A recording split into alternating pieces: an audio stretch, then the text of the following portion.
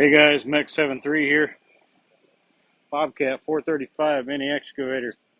Need some tracks. Kind of sloppy. Got new drive sprockets, rollers, tracks, all this, and that pallet of stuff over there. Yeah, got it blocked up on some timbers on the underneath. If you can, check out the channel. Drop me a comment if you like this. This side's actually pretty tight, but they're fairly old. Time for some new. It's only about 100 degrees in the shop. So drop me a like, comment. What's your thoughts on this? Have you done it? If you like doing it, check out the channel. Peace.